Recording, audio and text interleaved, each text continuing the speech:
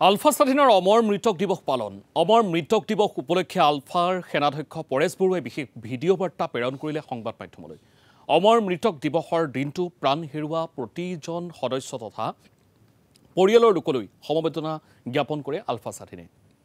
লগতে 23 জুলাইত আলফা স্বাধীনৰ শিবিৰত হোৱা আক্ৰমণৰ কথাও উল্লেখ কৰিলে পৰেশ বৰুৱাই আলফা স্বাধীনৰ দীঘলীয়া সংগ্ৰামত প্ৰাণ হেৰুৱা প্ৰতিগৰাকীক অমৰ মৃতক দিৱসত এইদৰে স্মৰণ কৰে আলফা স্বাধীনৰ সেনাধ্যক্ষ পৰেশ বৰুৱাই শত সহস্ৰ অসম সন্তানৰ কলিজাৰ কেঁচা তেজেৰে সিক্ত মুক্তি বিপ্লৱৰ বুৰঞ্জীৰ পৃষ্ঠাত 27 জুলাই দিনটো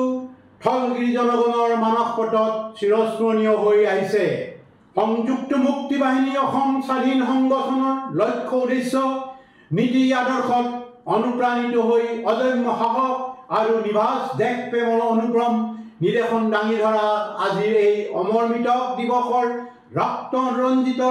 পবিত্ৰ দিনটোত সংগঠনৰ শীৰ্ষতম নেতা বিষয়াৰ পৰা কনিষ্ঠতম মুক্তি সেনানীগৰাকীৰ উপৰিও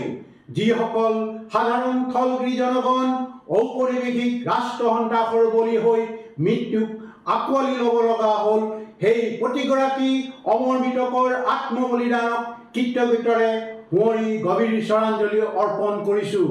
তেখেতসকলৰ স্মৃতিত হিৰণত কৰি সন্মান জনাইছোঁ শুনিছোঁ তেখেতসকলৰ অসীম সাহসৰ কথা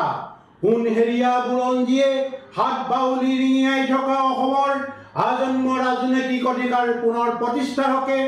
অন্যায়ৰ বিৰুদ্ধে ন্যায় ধ্বজা উৰুৱাবলৈ অনিবান প্ৰতিৰোধী মুক্তি বিপ্লৱৰ